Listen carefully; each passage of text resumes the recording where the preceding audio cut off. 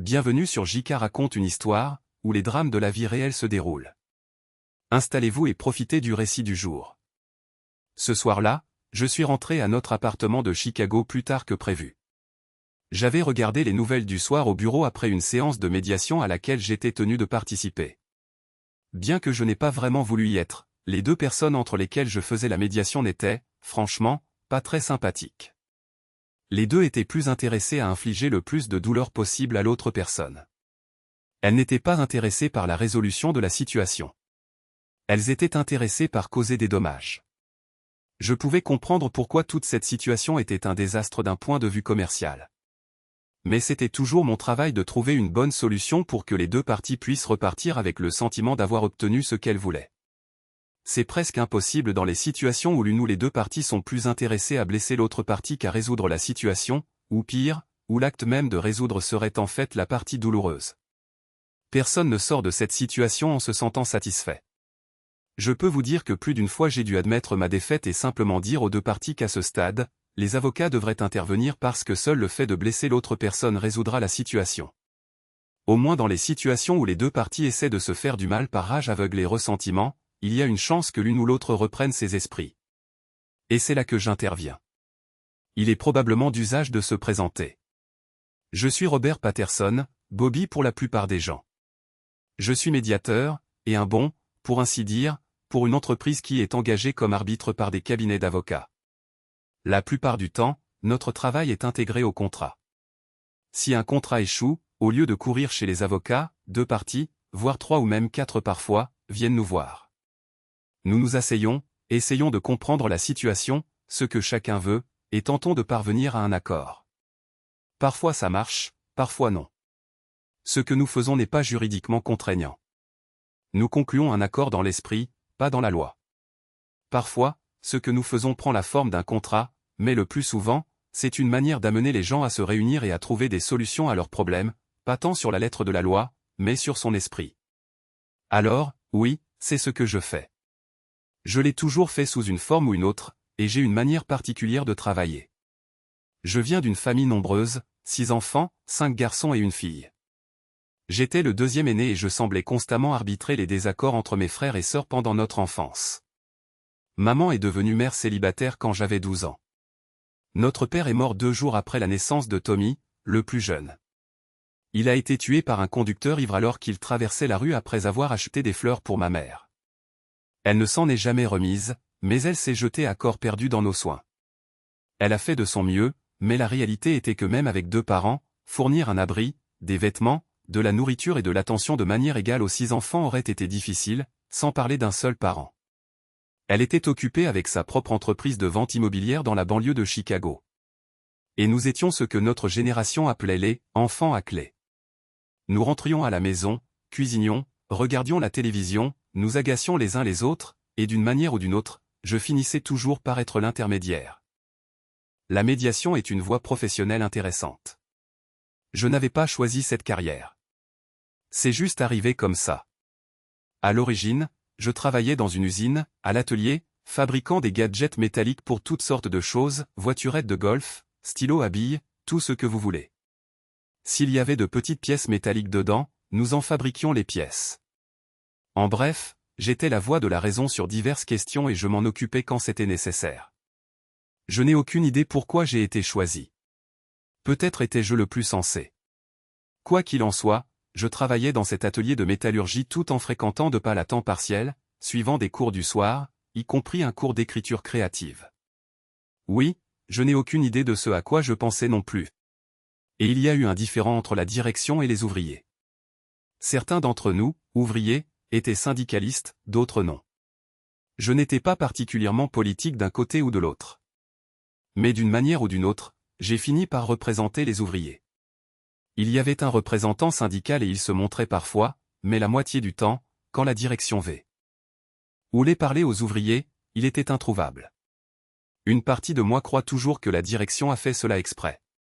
Quoi qu'il en soit, j'ai fini par beaucoup parler et bien que je ne pense pas que la direction fût très intéressée, nous avons réussi à trouver quelque chose. Cela s'est reproduit 4 mois plus tard. La même chose. La direction exigeait que nous n'ayons pas de vacances en août parce qu'une grosse commande était arrivée ou quelque chose comme ça. Quoi qu'il en soit, cette fois, ils ont fait appel à une entreprise d'arbitrage qui a fait fondamentalement la même chose que moi, mais sans parti pris, comme le disait la direction. Cela n'a pas vraiment eu d'importance. L'entreprise d'arbitrage a quand même parlé à moi et aux représentants syndicaux, puis a simplement transmis l'information à la direction. Tout ce qu'ils ont vraiment fait, c'est agir comme intermédiaire. Nous avons arrangé les choses pour éviter les ennuis, comme le disait la direction, et tout le monde en a retiré quelque chose. Je le sais. J'ai reçu une offre d'emploi d'une entreprise d'arbitrage. Et donc j'ai changé ma spécialisation universitaire pour les études commerciales avec une mineure en psychologie et je suis allé travailler pour eux à la place. 2 ans plus tard, j'ai obtenu mon diplôme de l'université DePaul ici à Chicago et je travaille comme médiateur depuis lors. Et croyez-moi, j'ai servi d'intermédiaire pour des choses étranges. Des sociétés de cinéma et des agents d'acteurs, des entreprises automobiles et leurs employés, des avocats associés, et même des ligues sportives compétitives et leurs comités d'organisation. J'ai même médiatisé plusieurs mariages. Je n'essayais pas d'être un conseiller conjugal. Je me disais que ces gens savaient ce qu'ils faisaient. Je me présente juste quand tout le reste échoue et qu'il faut séparer la collection de CD. Mais j'ai une méthodologie spéciale. C'est ce qui fonctionne pour moi, pas pour quelqu'un d'autre. Les gens réagissent quand ils voient la vulnérabilité et l'honnêteté. Alors, quand je fais de la médiation, j'essaie de montrer aux gens ma vulnérabilité et mon honnêteté. Je m'assois là, je parle aux 2 parties indépendamment pour essayer de me faire une idée de qui sont ces gens, ce qu'ils considèrent important, ce qu'ils ressentent vis-à-vis de la situation, ce qu'ils en attendent, ce qu'ils pensent de l'autre partie. En gros, j'essaie de me faire une idée des 2 parties au conflit. Je dois noter que mes associés seniors m'ont plus d'une fois réprimandé pour l'utilisation de cette terminologie, mais c'est ainsi que j'envisage les clients, et cela fonctionne pour moi. J'ai juste besoin de me taire pour ne pas avoir à utiliser ces mots. À partir de là, je peux généralement trouver un moyen d'amener chaque partie à penser en fonction de ce que l'autre personne considère important. Cela peut ne pas être important pour eux ou cela peut l'être et c'est la cause du conflit. Dans tous les cas, se connecter aux autres est de la plus haute importance. Et donc, ma femme, oui, je dois parler d'elle. C'est l'amour de ma vie. Je sais que tout le monde dit ça, n'est-ce pas? Mais c'est vrai. C'est comme une de ces choses qu'on dit sur les enfants, à quel point c'est merveilleux d'en avoir.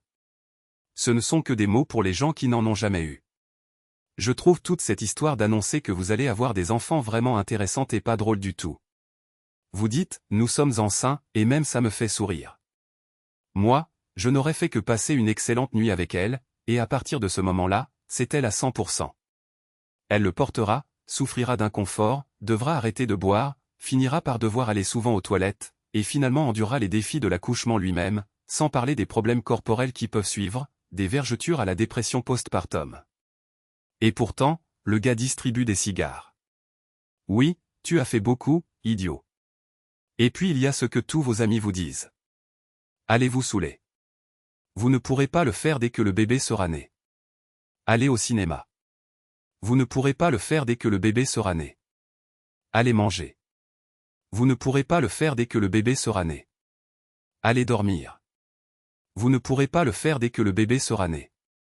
Et mon préféré, allez passer une nuit romantique. Vous ne pourrez pas le faire une fois que le bébé sera né. Et puis il lâche une phrase à la fin, mais ce sera la meilleure chose qui soit. Oui, ça a l'air génial. Je veux dire, tant de gens le disent, alors ils doivent le penser. Mais bon sang, vous avez toutes sortes de raisons très explicites et spécifiques pour lesquelles ce sera difficile. Et puis on vous dit à la fin, mais c'est génial. C'est la meilleure chose qui soit. Et je ne peux m'empêcher de remarquer qu'il n'y a rien de spécifique sur pourquoi c'est génial. Mais vu ce que je ressens pour Margaret, je peux tout à fait le croire. Au fait, c'est son nom, Margaret Wall. SH. Avant notre mariage, et maintenant c'est Margaret Patterson. En tout cas, je ressentais la même chose pour Margaret et elle ressentait la même chose pour moi en ce qui concernait les enfants. Je savais que mes petites observations sur la parentalité étaient à la fois vraies et venaient d'un endroit sombre. Pour nous, toute la perspective d'avoir des enfants était inenvisageable. Lors de son premier cycle menstruel, Margaret a découvert d'énormes douleurs et ce qu'elle appelait des problèmes féminins. Ses parents l'ont emmenée à l'hôpital et ont découvert que ses trompes étaient gravement endommagées. Une intervention chirurgicale était nécessaire. Les médecins ont travaillé à réparer ce qu'ils pouvaient, mais finalement, ses organes reproducteurs ont dû être enlevés car autrement ce serait une agonie chaque mois au mieux et potentiellement mortelle au pire. Apparemment, cela lui a été décrit comme une condition dangereuse en attente de se développer.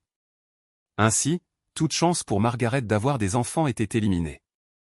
Au moment où nous étions ensemble, elle s'en était déjà remise ou du moins autant qu'une femme pouvait s'en remettre. Autant que je sache, beaucoup de femmes ne se considèrent pas complètes si elles ne peuvent pas remplir l'une des fonctions les plus fondamentales de la féminité. Je ne sais pas si j'adhérais à cette pensée, mais avec Margaret, je savais que c'était un endroit douloureux que ni l'un ni l'autre ne voulait examiner trop profondément. Cela me convenait parfaitement.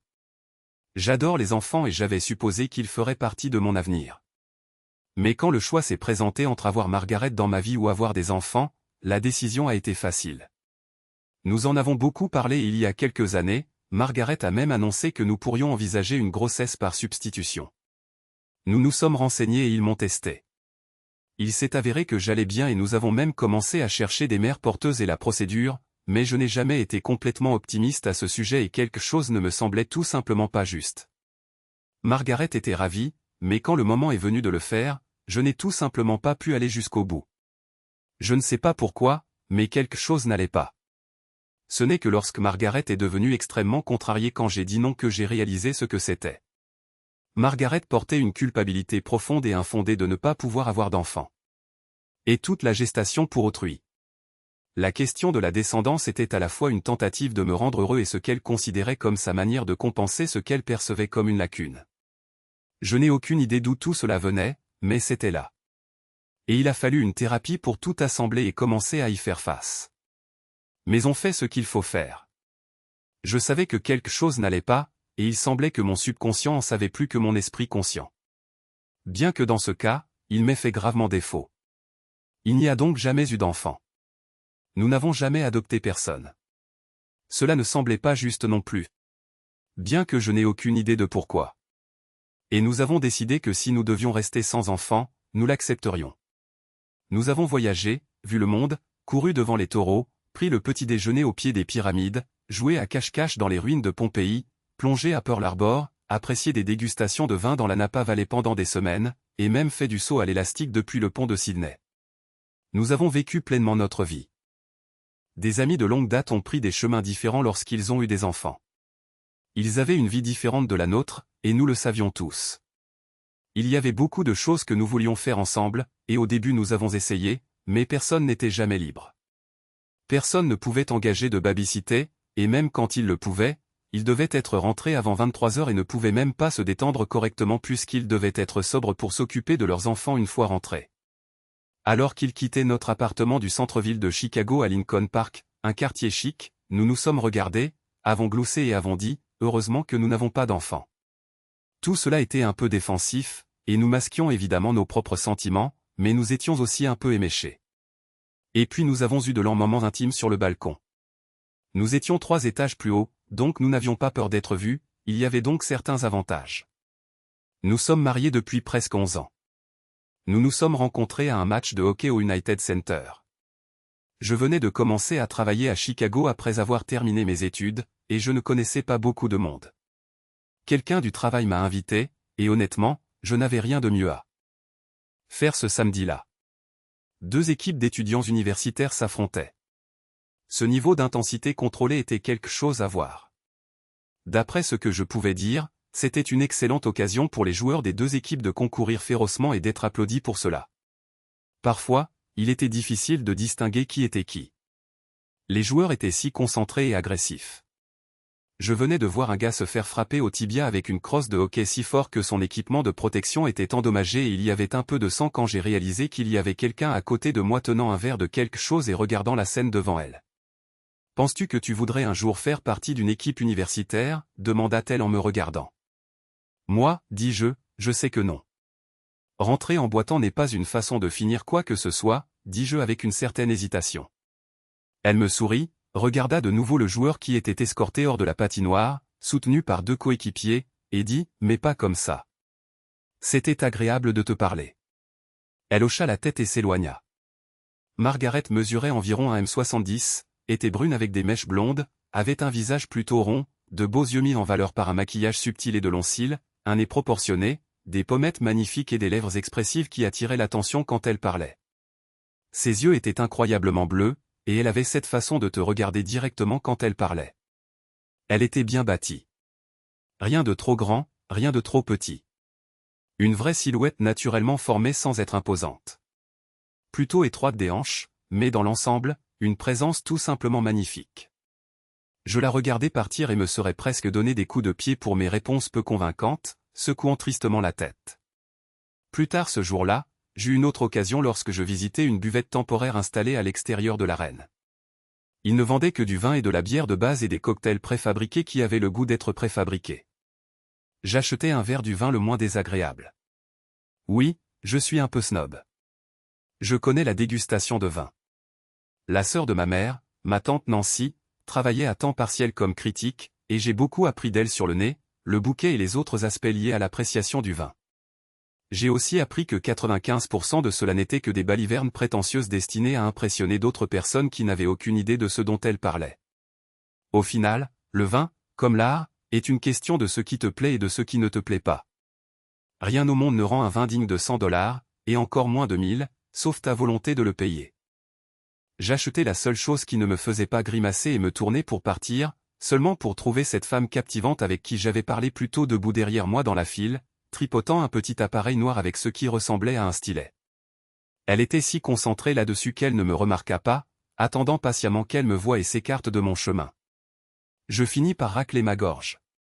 Elle me regarda avec une certaine irritation, comprit la situation et dit « Je viens de la voir, et je ne peux pas m'arrêter de jouer avec ». Elle prit un appareil qui avait ce qui ressemblait à un écran LCD gris. « C'est un Palm Pilot, un des nouveaux PDA, dit-elle, comme si cela expliquait tout. Je la regardai et elle dit « Désolé, laissez-moi vous laisser le passage ». Elle s'écarta. Je la contournai, puis je m'arrêtai. Elle prit son verre, se retourna, et maintenant c'était moi qui lui barrais le chemin. Elle me regarda simplement, et un léger sourire joua sur ses lèvres. « Il faut qu'on arrête de se rencontrer comme ça, dit-elle avec un doux amusement. Je lui rendis son sourire. Sortons de la file et parlons. Et nous le fîmes pendant 1 heure entière. J'ai appris que l'appareil était l'un de ces nouveaux assistants personnels numériques que Palm avait lancé. J'ai découvert qu'elle était accro à la technologie. J'ai appris qu'elle était une bibliothécaire et historienne accomplie. J'ai découvert qu'elle n'était venue au match aujourd'hui que parce qu'un ami jouait et qu'elle ne savait pas comment le refuser sans gravement blesser ses sentiments. Et j'ai découvert qu'elle était libre le vendredi suivant et qu'elle voulait vraiment voir le dernier film, mais qu'elle n'avait pas envie d'y aller seule. L'allusion était évidente, et je jure que j'ai compris. Et ce n'était que le début. 2 semaines plus tard, nous étions intimes, et 10 mois plus tard, nous étions mariés. Je pourrais m'étendre sur le mariage chaotique. Toute ma famille est venue et c'était comme des retrouvailles.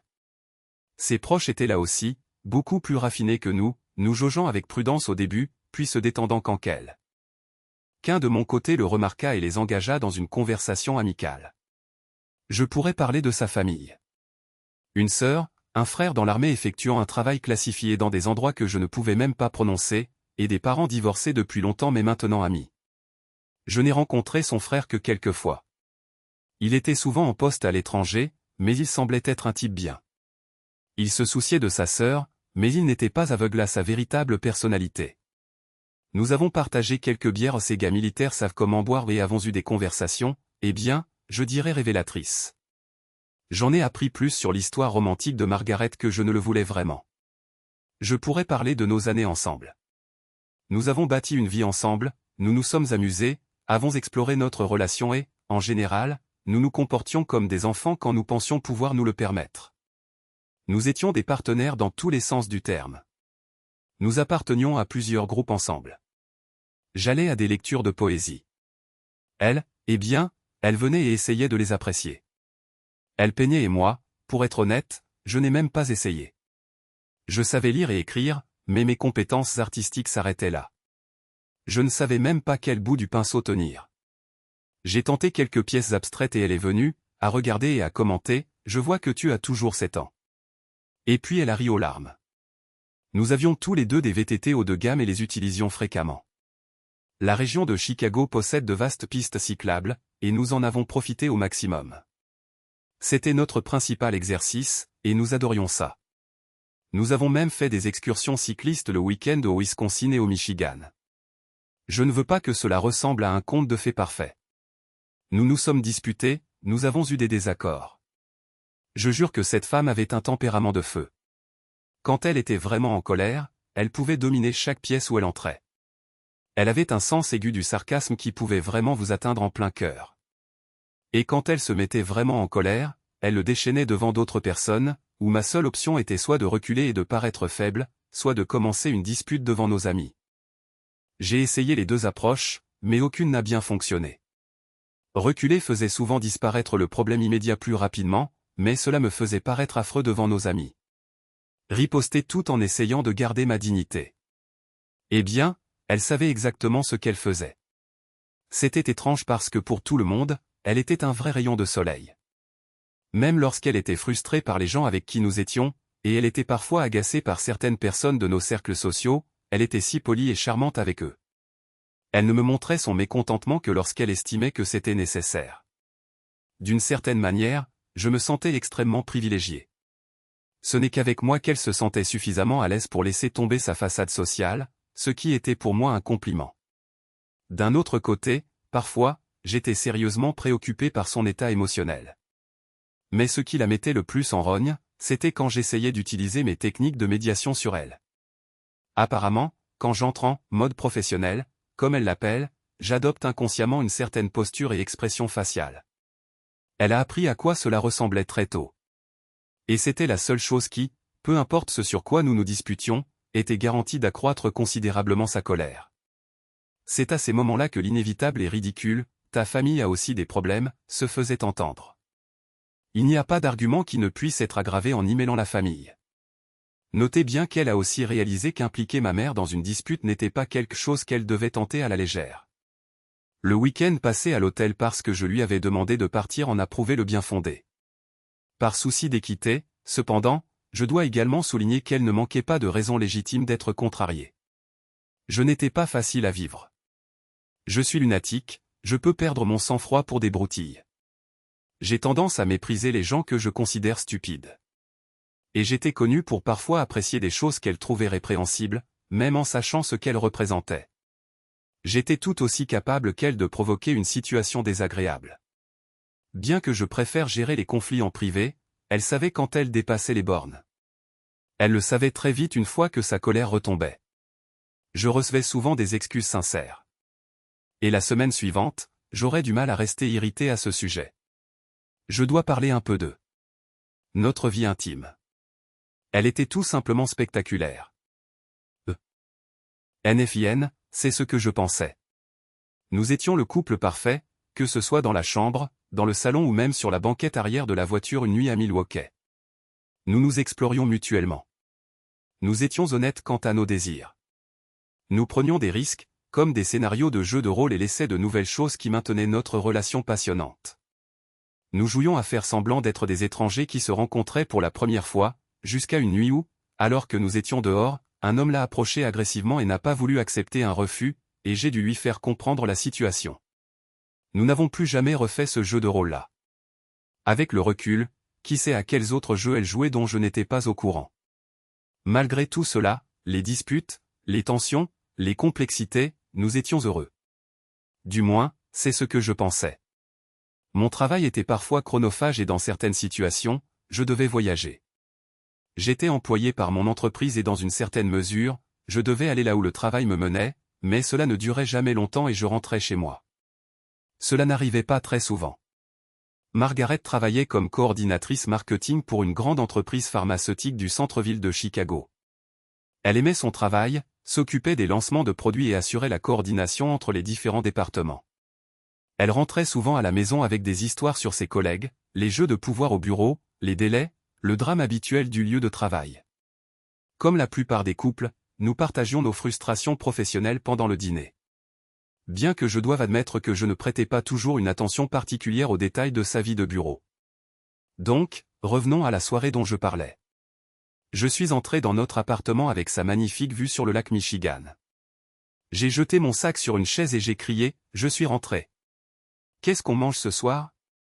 Les lumières étaient allumées et je savais qu'elle était là. J'avais garé ma voiture à côté de sa petite Mazda MX-5 décapotable dans le parking souterrain de l'immeuble. En entrant dans notre appartement, j'ai pris une bière et je me suis dirigé vers le salon. Et là, elle était assise sur le canapé, les genoux repliés, me regardant et se mordant les lèvres. Cependant, ce n'est pas elle qui a arrêté mon mouvement. C'était le gars assis à côté d'elle. « Chérie », dit-elle d'une voix faible. Je me suis juste arrêté et j'ai fixé, n'en croyant pas mes yeux. Son langage corporel était à la fois désolé, contrarié, nerveux et résigné, tout cela dans la même posture. On ne peut pas vivre aussi près de quelqu'un comme nous l'avons fait pendant tant d'années et ne pas savoir ce que l'on voit. Eh bien, apparemment si, comme je l'ai découvert. Mais à cet instant précis, je pouvais lire toute la situation comme un livre ouvert. Le gars, eh bien, il était jeune. Il avait sur le visage un sourire non confrontationnel, pas moqueur, mais qui se situait définitivement dans cette zone. Peut-être que, confiant, serait un meilleur mot. C'était de l'arrogance classique, masquée de sa part par une certaine apparence de sensibilité. En fait, pour autant que je sache, il y croyait peut-être lui-même. Mais le langage corporel était une démonstration classique de possession et du besoin d'établir une dominance sur la situation. On me disait sans mots qu'il était la présence dominante ici en termes de sa relation avec elle. Elle se penchait en avant et lui était adossé, les deux bras étendus de chaque côté du canapé, l'un derrière elle. Il était clair qu'elle se penchait légèrement en avant pour qu'il n'apparaisse pas qu'il l'étreignait.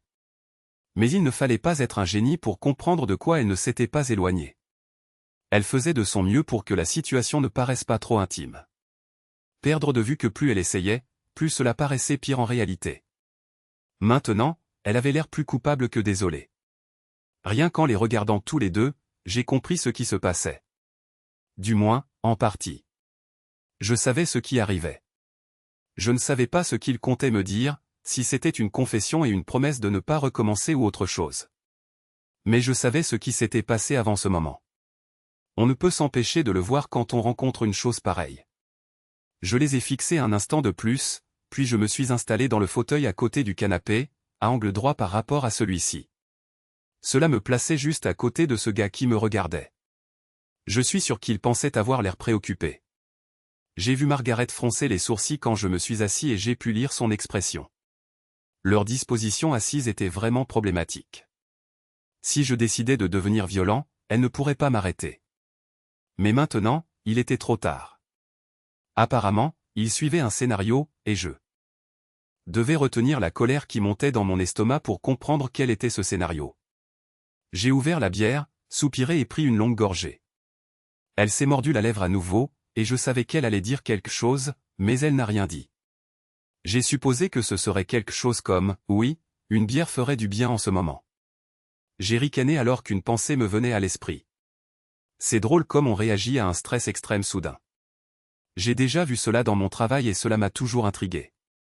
Les gens disent les choses les plus stupides ou font des remarques ou soulèvent un problème qui n'a absolument rien à voir avec la situation actuelle.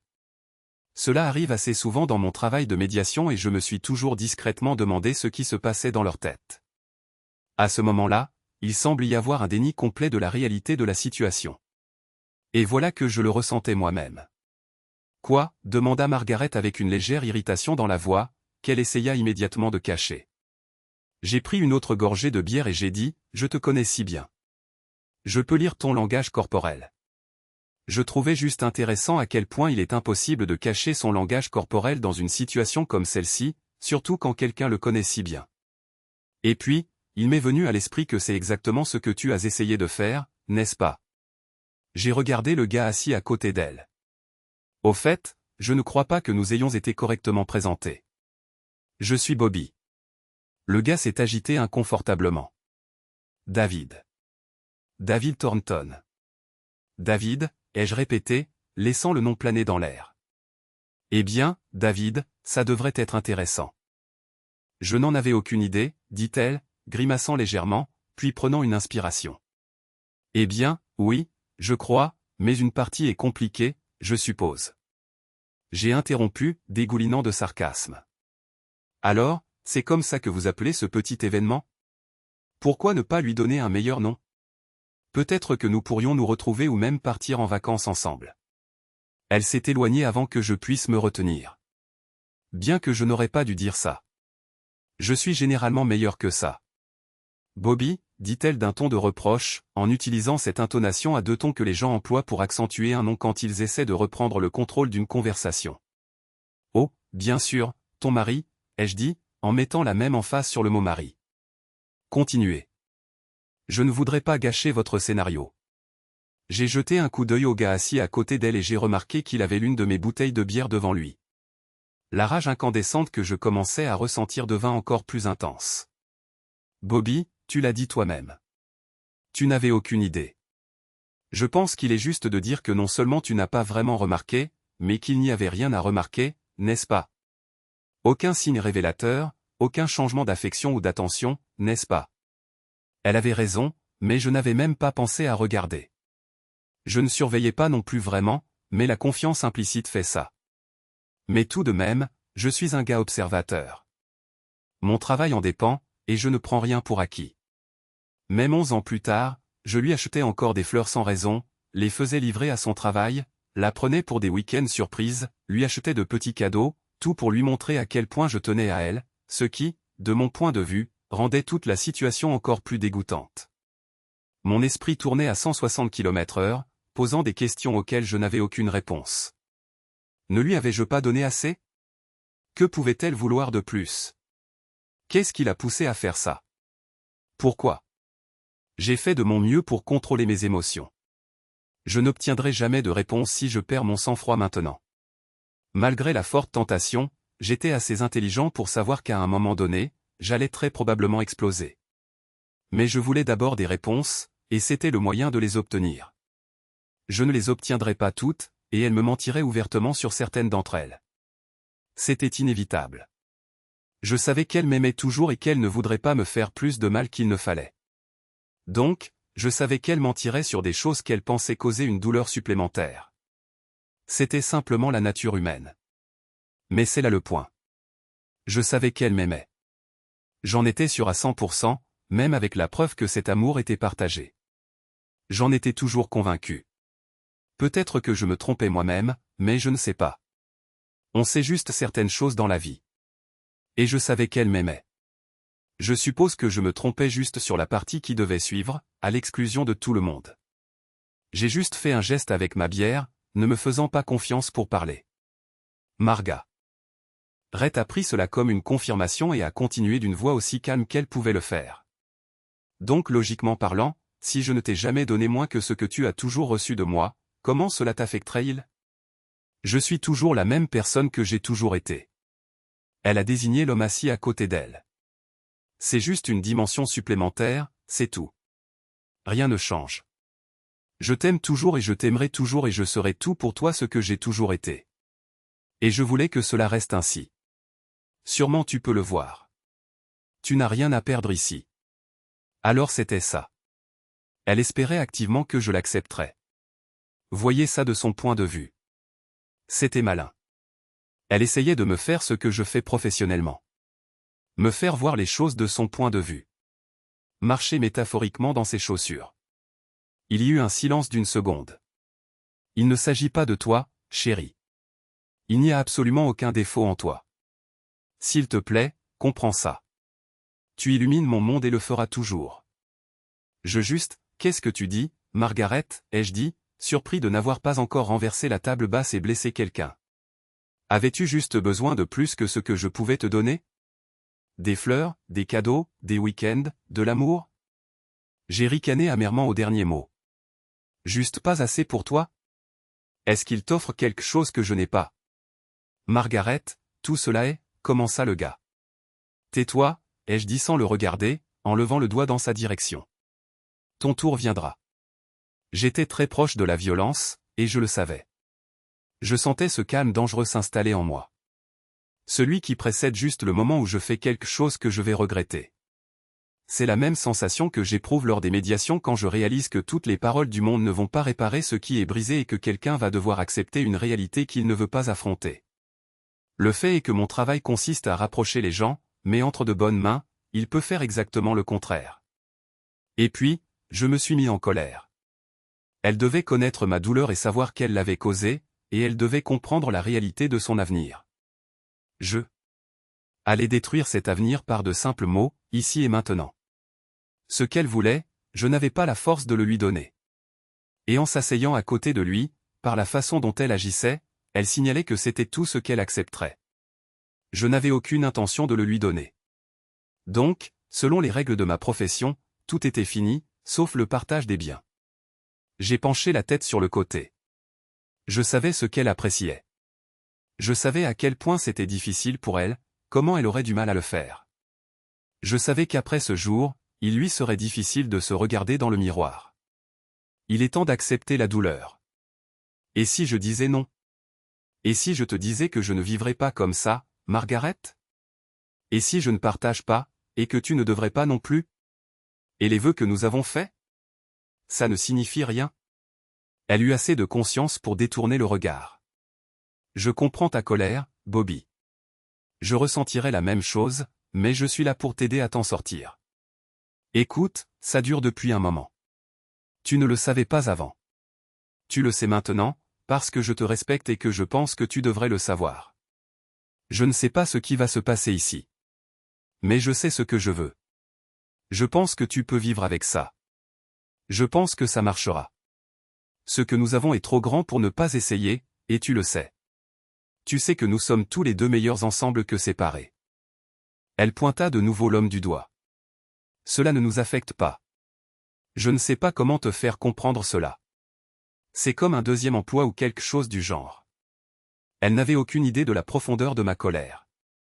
Elle présentait tous les symptômes classiques d'une personne qui avait abandonné l'idée de comprendre une réaction négative, car il n'y avait tout simplement aucun moyen de gérer cela ou de reconnaître quelle en était la cause.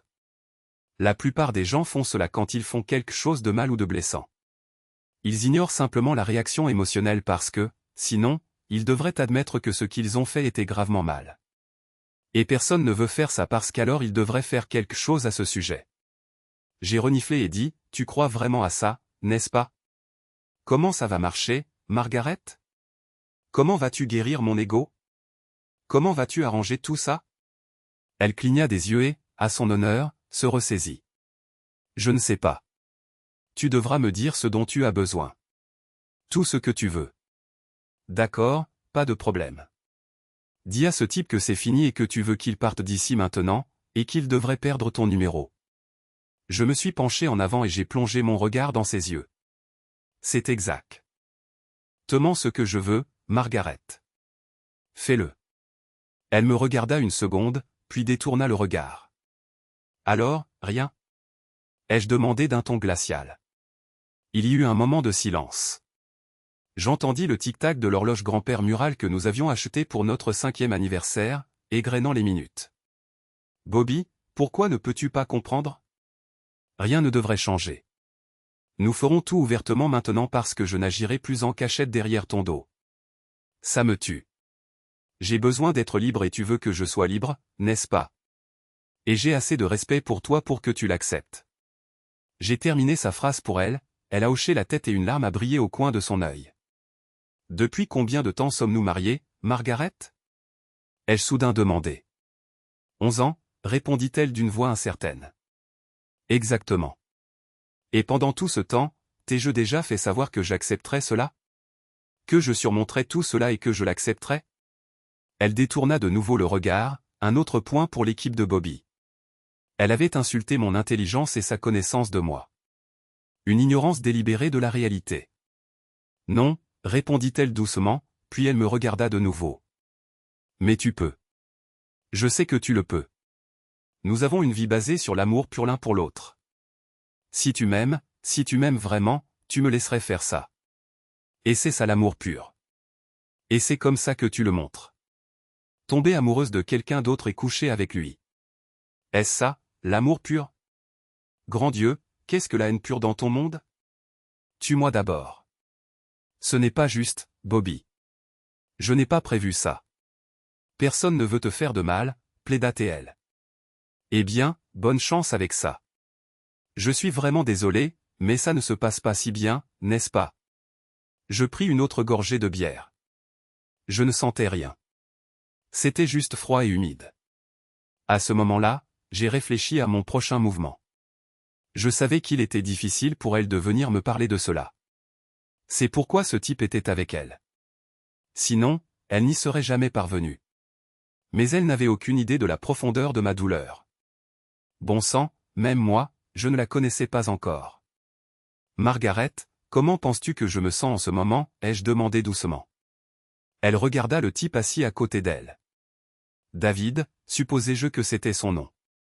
Il lui fit un signe de tête encourageant. Je pense que tu dois être blessé, en colère, contrarié que je nous ai fait ça, que je te l'ai fait. Mais tu ne comprends pas. Ce n'est pas ce que tu penses. Il y a quelque chose dont tu ne devrais pas avoir peur. Tout ira bien. Nous pouvons arranger ça. Je t'aime toujours et je t'aimerai toujours. J'ai besoin que tu comprennes cela. Si c'est tout ce que tu comprends, souviens-toi que je t'aimerai toujours. Je serai toujours à toi et tu seras à moi. Nous devons juste traverser cette période difficile et nous serons toujours ensemble. Je ne pense pas que tu comprennes. Je ne pense vraiment pas que tu comprennes. Tu m'as arraché le cœur. Tu le sais. Tout ce que je pensais que nous étions était basé sur un mensonge. La douleur est sortie de moi, brute et immédiate. Non, ce n'est pas vrai, m'interrompit Margaret. En fait, c'est faux. Je suis toujours la même personne. Tu es toujours la même personne. Toujours le même mariage. Il y a juste une autre dimension, un nouvel aspect. Tu dois comprendre cela. Rien ne change. Tu aurais dû t'y attendre. C'est tout. Pourquoi est-ce une telle surprise? Pourquoi est-ce ainsi, Margaret? Pourquoi ai-je besoin de le savoir? Pourquoi n'as-tu pas pu continuer à agir en cachette? J'étais prêt à partir sur une digression un instant parce que je voulais lui montrer quelque chose. Elle eut l'air un peu perplexe. Tu préférerais vraiment que je continue à te tromper? Non, je n'ai pas dit ça. J'ai demandé pourquoi j'avais besoin de le savoir. Parce que ça me tuait, dit-elle d'une voix légèrement confuse, ne comprenant pas où je voulais en venir. Donc, tu agissais en cachette. Pourquoi ça? Pourquoi est-ce que ça te tuait? Eh bien, parce que ça me tuait, dit-elle, puis se tut, réalisant où je voulais en venir. Faux, ai-je ajouté. Elle me regarda simplement. La raison pour laquelle tu agissais en cachette, c'est que tu savais que c'était mal et que je serais en colère, contrarié, blessé, furieux, et tout le reste. Tu savais que tu faisais quelque chose de mauvais et de destructeur, alors tu as caché ton comportement parce que tu savais que c'était mal. Il y eut à nouveau un silence. Nous devions juste trouver un moyen de te le dire pour minimiser la douleur. Comment penses-tu que tu te débrouilles, ai-je demandé en retour, les lèvres pincées de sarcasme. Elle ne dit rien. Mais quand même, tu n'as aucune idée de ce que je ressens en ce moment. Tout ce que tu as dit n'est que des mots. Oh, je suis sûr que c'est difficile pour toi. C'est si difficile. Mais bon sang, aucun de vous deux ne va abandonner. Es-tu juste le bon vieux Bobby? C'est moi qui dois accepter ça. C'est une affaire réglée pour toi. Tu ne perdras rien. Tout ce que tu as à faire, c'est avoir le beurre et l'argent du beurre. Et ce type ici, eh bien, je ne sais pas ce qu'il abandonne. Je ne soupçonne rien. Il t'a sans culpabilité et non en secret.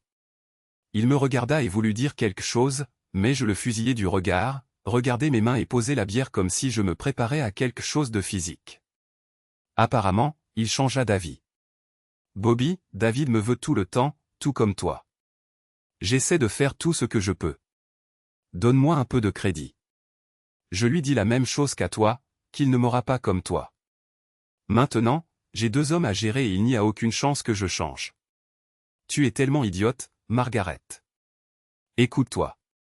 Bien sûr, tout a changé.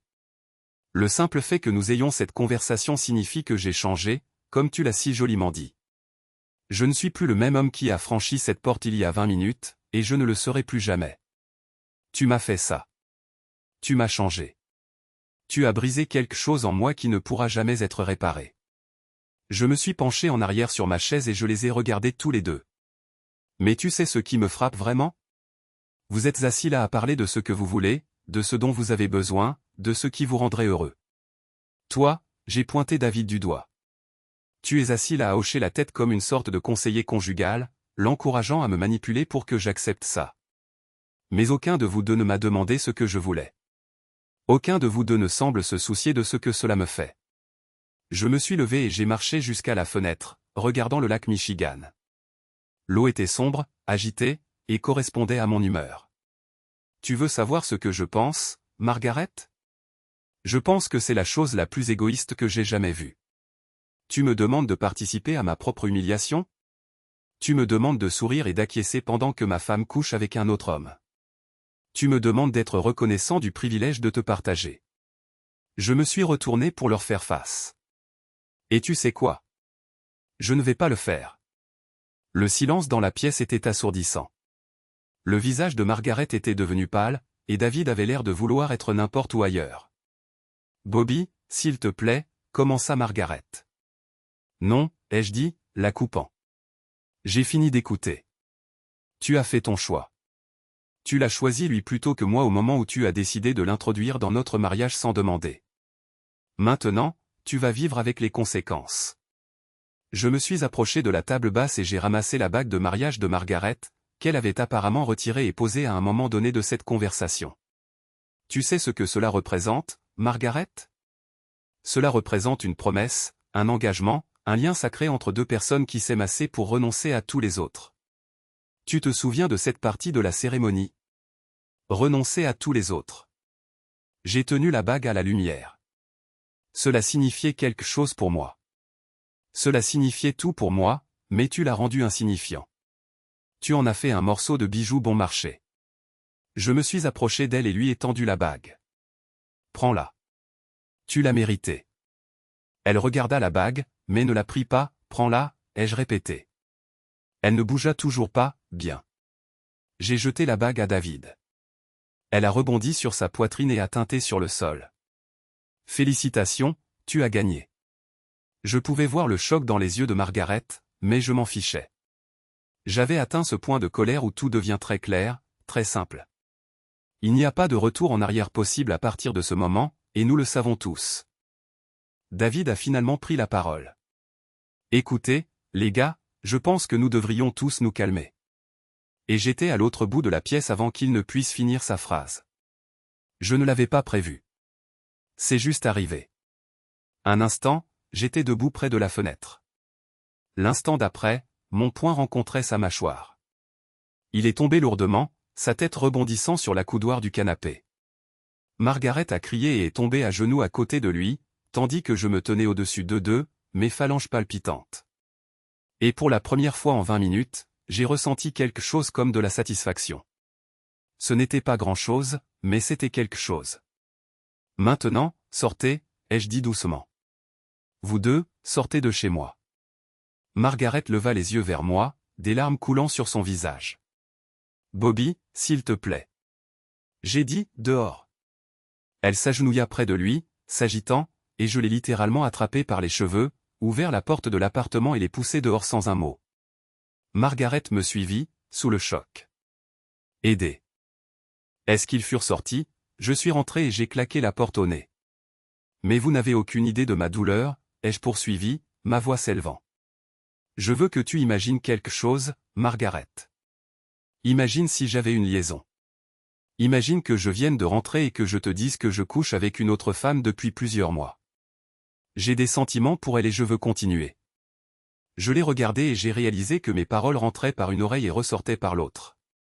Elle était trop prise par sa propre situation pour même assimiler ce que je disais avec une once de réalité. Puis elle ouvrit la bouche et le confirma. Eh bien, je n'aimerais pas beaucoup ça, mais je trouverai un moyen de m'en accommoder. Bon sang, tu le ferais. La seule raison pour laquelle tu dis ça, c'est à cause de la situation actuelle. Tu veux que j'accepte ça? Soyons honnêtes. Oh, pardon. Je n'aurais pas dû demander ça, n'est-ce pas? C'en était fini. Même elle a dû admettre la malhonnêteté de cette affirmation. Tu m'as détruit, Margaret. Tu nous as détruits. Tu ne comprends pas? Je me fiche que tu continues à dire que rien ne change. Tout change et il n'y a pas d'échappatoire à cela. Quoi qu'il arrive maintenant, tu m'auras toujours trahi. Toujours. Rien ne peut changer ça. Je n'accepterai jamais cela et je vais devoir te demander de partir puisque tu veux manifestement que cela continue. Et même si ce n'était pas le cas, comment diable pourrais-je te faire confiance à nouveau? Tu m'as caché ça très efficacement pendant je ne sais combien de temps si tu dis, d'accord, c'est fini. Quoi alors? Comment saurais-je si tu as décidé de recommencer avec ce rigolo ici ou quelqu'un d'autre? Comment puis-je te faire confiance maintenant, Margaret? Mais tu ne vas pas arrêter, n'est-ce pas? Tu veux ça? Cela a fait mouche. Je voyais qu'elle ne voulait pas l'affronter de cette manière. Mais le fait est que les gens qui font des pactes avec le diable ne voient jamais les choses clairement. Tu as fait ton choix et ce n'est pas moi, n'est-ce pas? Parce que si c'était le cas, alors ça ne se serait pas produit en premier lieu. C'est ce que tu veux, mais tu ne l'admettras pas. As-tu la moindre idée de ce que c'est, Margaret? Bien sûr que non. Tu as juste pris tout ce que j'avais à donner, puis tu as pris cet idiot aussi, et maintenant tu veux légitimer ce choix. Eh bien, ça ne marche pas comme ça. Tu as déjà fait ton choix. Tu ne peux pas le refaire. Je n'ai pas la moindre idée de ce qui m'attend dans la vie. Mais voici ce que je peux te dire. Je ne ferai confiance à aucune femme tant que je vivrai. Tu m'as fait ça, Margaret. Merci. Seulement toi. Je ne sais pas si je pourrai un jour oublier ce que tu as fait et ce que tu essaies de me forcer à accepter. Je pense que c'est terrible, mais tu es tellement aveuglé par le désir de tout avoir que tu crois vraiment que tu peux tout avoir. Et c'est moi qu'il faut convaincre. Eh bien, vas-y, chérie. La vie n'est pas comme ça. La réalité est que tu ne sauras jamais à quel point tu m'as blessé aujourd'hui. Jamais. Pas avant que quelqu'un ne te le fasse. Mais ça n'arrivera pas, n'est-ce pas? Parce que tu seras trop occupé à obtenir ce que tu veux. Oh, Bobby, je suis tellement désolé. Je ne veux pas te faire de mal. Vraiment pas. S'il te plaît, ne pense pas comme ça. Des larmes coulaient sur son visage. Comment diable suis-je censé me sentir, Margaret? Tout ce que tu as obtenu de moi n'était pas suffisant, n'est-ce pas? Quel genre de sentiment est-ce d'avoir pour un homme que tu es censé aimer complètement? Dis-moi comment je devrais me sentir. Je ne sais même pas ce que j'ai fait de mal ou ce que tu n'as pas eu. Et tu ne me le diras jamais honnêtement, n'est-ce pas? Tu n'as certainement pas été honnête jusqu'à présent, n'est-ce pas? Il n'y eut que le silence. Margaret ouvrit les bras et se pencha en avant, hésitante, comme pour me serrer dans ses bras, et je levai la main. Non. Merci. La dernière chose que je veux, c'est ta pitié. J'ai failli la traiter de bien pire. Mais je devais me retenir malgré tout. Je n'ai même pas remarqué les larmes dans mes yeux avant de les essuyer. C'était étrange de lutter contre la rage et la douleur en même temps. C'était une combinaison bizarre. C'est comme si tu voulais faire beaucoup de mal à quelqu'un, mais tu le fais en te détruisant toi-même dans le processus. Ton esprit s'emballe dans tous les sens, voyant tout jusqu'à sa conclusion logique. Elle avait besoin de comprendre l'ampleur des ravages qu'elle avait causés ici. Comme la plupart des gens qui ont fait quelque chose de terrible, elle ne voulait pas l'affronter. Au lieu de ça, elle essayait de le minimiser et de trouver des mots pour que cela ne semble pas si grave. Elle devait faire cela parce qu'au fond d'elle, elle savait à quel point ce serait dévastateur et elle ne voulait pas faire face à ce sentiment de responsabilité. Il y a des choses dont on ne se erre. Aimer jamais. Plus je la convaincrais de cela, plus elle aurait de responsabilités à porter. Et je la connaissais. Elle avait une image d'elle-même qui ne pouvait accepter qu'elle souffrirait éternellement, sachant qu'elle était à blâmer pour cela et qu'elle ne pourrait rien arranger. Margaret renifla de nouveau et l'homme à côté d'elle bougea comme s'il voulait dire quelque chose, mais je le regardai et il décida de ne pas le faire. Il y eut une pause.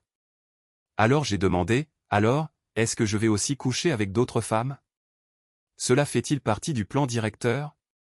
Le visage de Margaret devint blanc. Bobby, non, ce n'est pas. Pourquoi pas?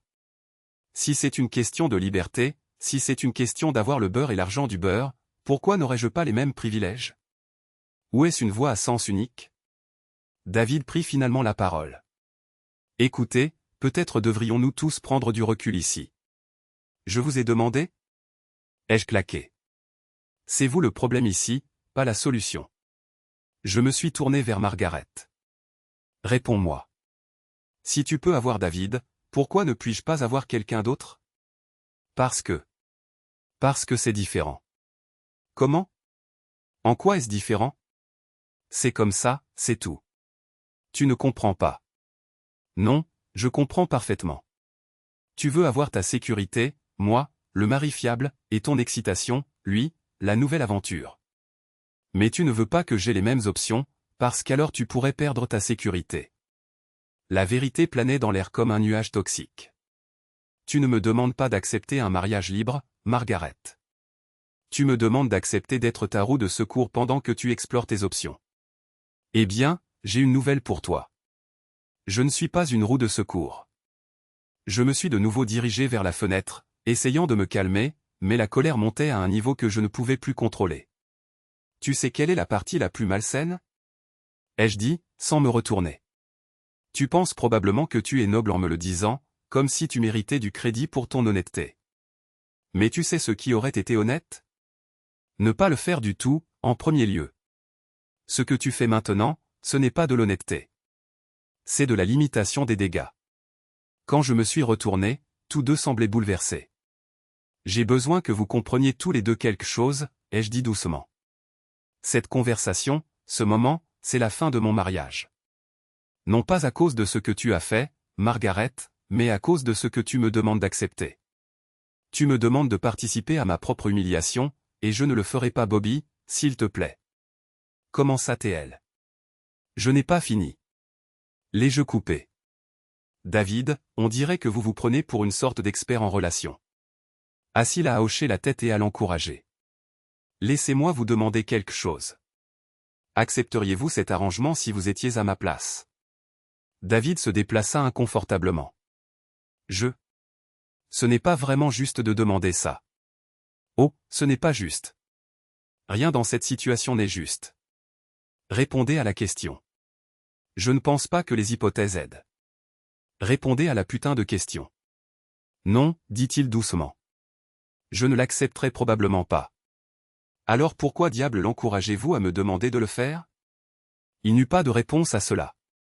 J'ai regardé Margaret. Tu as entendu ça? Ton petit ami vient d'admettre qu'il n'accepterait pas ce que tu me demandes d'accepter. Qu'est-ce que ça fait? Elle pleurait plus fort maintenant, et j'ai ressenti un instant quelque chose qui aurait pu être de la pitié, mais ça a vite passé. Voici ce qui va se passer, ai-je dit, me rasseyant. Tu vas faire un choix tout de suite. Lui ou moi? Pas les deux. Jamais les deux. Choisis. Bobby. Je ne peux pas. Si, tu peux. Tu ne veux juste pas. Tu veux tout avoir sans en payer le prix. Eh bien, la vie ne fonctionne pas comme ça. Choisis. Le silence s'étira pendant ce qui semblait être des heures, mais n'était probablement que quelques minutes. Avant qu'elle ne puisse répondre, j'ai eu une autre pensée. Quelque chose qui me tracassait.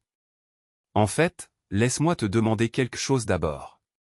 Si tu vas coucher avec d'autres hommes, alors je suppose que je devrais aussi coucher avec d'autres femmes. Cela fait-il partie du plan directeur? Margaret me regarda en fronçant les sourcils. J'adore ce froncement de sourcils.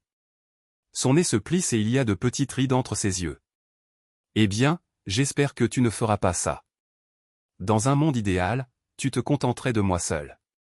Dans le passé, c'était toujours suffisant, mais j'ai réalisé que je ne suis pas vraiment en position de juger ou de dire non, donc je n'aimerais pas beaucoup ça, mais je devrais vivre avec. Avec des réserves, bien sûr. Avec des réserves? Bégayai-je. Cette femme était irréelle. Comment diable avais-je pu l'épouser pendant 11 ans sans voir ça? À quoi pensais-je? L'amour est-il vraiment aveugle à ce point? Suis-je vraiment aussi stupide? Eh bien, ne tombe pas amoureux. À quel point cela pourrait-il être difficile? Tu comptes trop pour moi, dit-elle, fronçant à nouveau les sourcils. Non, je veux dire autre chose. Si tu veux être avec une autre femme, je n'aimerais pas beaucoup ça, mais comme je l'ai dit, je ne peux pas être trop moralisatrice. Je le comprends, mais tu dois être sûr, comme moi, que cela ne signifie rien. Le plus important, c'est que tu es à moi et je suis à toi, comme toujours. J'ai dû rire. Sauf pour les, 3 derniers mois. 6. Pendant que toi et ce type ici vous amusiez, elle soupira. Ce n'est pas du tout comme ça, Bobby. Je n'ai jamais cessé de t'aimer. J'ai juste élargi mes horizons. C'est tout. Merci. J'aime mes horizons là où ils sont. Ai-je répondu. Elle rayonna, manifestement soulagée que je n'ai aucune intention de chercher une autre femme. Super. Eh bien, comme je l'ai dit, tant que toi et moi sommes ensemble, rien ne change. Je t'aime tout autant qu'avant. Rien ne change. Cette seule déclaration m'a vraiment mis en colère. Et c'est là que j'ai su que notre relation était terminée. Autant que je l'ai jamais aimé, ce qui revient à dire qu'il ne lui a pas fallu grand-chose pour sauter au lit avec un autre homme. Et puisqu'elle l'a fait une fois, elle le fera encore. Qu'est-ce que j'aurai? Margaret à temps partiel? Est-ce comme ça que ça va marcher? À temps partiel avec moi et à temps partiel avec ce type ici? Ai-je dit, en hochant la tête vers David, qui semblait mal à l'aise. Ce ne serait pas du tout comme ça, dit-elle avec un tremblement évident. Nous pensions pouvoir alterner le temps. 2 semaines avec toi, quelques jours avec David. Au moins, parfois, quand tu voyages, tu ne manqueras aucun de nos moments. Tu auras la majeure partie des telle qu'elle est maintenant. Tu serais la priorité. J'ai secoué la tête et j'ai ri de la manière dont les gens rient habituellement quand rien n'est le moins du monde drôle. Tu es juste incroyable, tu sais ça. Comment ai-je pu passer à côté de ça toutes ces années? Elle m'a même rendu mon sourire et a dit, l'amour est aveugle. Vraiment, dis-je sèchement, d'un ton qui se voulait définitif. J'ai réfléchi à nouveau. J'étais aussi surpris d'avoir cette conversation tout court. Mais ce serait probablement l'une des dernières que j'aurais avec elle, alors nous devions tout vider maintenant. J'étais choqué de moi-même en réalisant que c'était exactement ce que je ressentais. Mais après réflexion, j'ai décidé que c'était vrai. Et toi? Dis-je en faisant un signe de tête à David. Es-tu d'accord avec cet arrangement? Il la regarda, puis moi, et, souriant à nouveau, hésita une seconde, attendant sa confirmation, puis hocha la tête. Je reportai mon attention sur Margaret. Alors, c'est juste arrivé. Rien n'était prévu. Êtes-vous juste tombés amoureux? Pas de plan ni d'intention. Je voulais vraiment lui laisser assez de marge à ce stade, et je n'ai pas été déçu. Oui, tu dois me croire. Je ne cherchais pas ça. J'étais heureuse. Je le suis encore plus maintenant, à l'exception de ce moment où je te blesse. Je souffre aussi. Quand faut-il payer la note? Eh bien, c'est dommage que ce soit moi qui paie cette note et pas toi, Margaret. Ce n'est pas facile pour moi non plus, Bobby. Je sais à quel point tu es bouleversé, à quel point tu es en colère, mais je sais que tu es au-dessus de ça. Je sais que tu peux gérer ça. Oh, tu sais, n'est-ce pas? Tu sais que je peux juste passer à autre chose, n'est-ce pas? Elle a détourné le regard et n'a pas regardé en arrière cette fois-ci. Veux-tu savoir ce que je pense, Margaret? Demandai-je doucement. Elle me jeta un nouveau coup d'œil, l'inquiétude dans les yeux. Puis elle hocha la tête avec hésitation. Alors d'accord. Je pense que c'est absurde du début à la fin. Je pense que toute cette histoire de « c'est juste arrivé » l'est, et c'est insultant pour mon intelligence en ce moment. On ne tombe pas amoureux comme ça, Margaret, et tu le sais. C'est un acte de volonté. Vous devez faire toutes ces petites choses en cours de route. Passer du temps ensemble. Vous cherchez l'un l'autre. Faire savoir à l'autre personne que vous êtes intéressé. Des blagues que personne d'autre ne comprend. De petits regards et des contacts, des conversations personnelles et intimes. C'est comme ça qu'on tombe amoureux. Et vous ne les faites pas inconsciemment. Vous faites un choix conscient de les faire. Ou du moins, c'est un choix conscient de ne pas vous empêcher de les faire. Et tu le sais. Je le sais. Même ce type ici le sait. C'était une attaque directe contre l'image que Margaret avait d'elle-même. Elle croyait sincèrement être morale et éthique, et faire de bons choix. Il y a des moments où l'on peut faire entendre raison à quelqu'un, mais cela prend généralement quelqu'un qui les respecte absolument, les bons mots au bon moment, et il est bien trop facile de se tromper.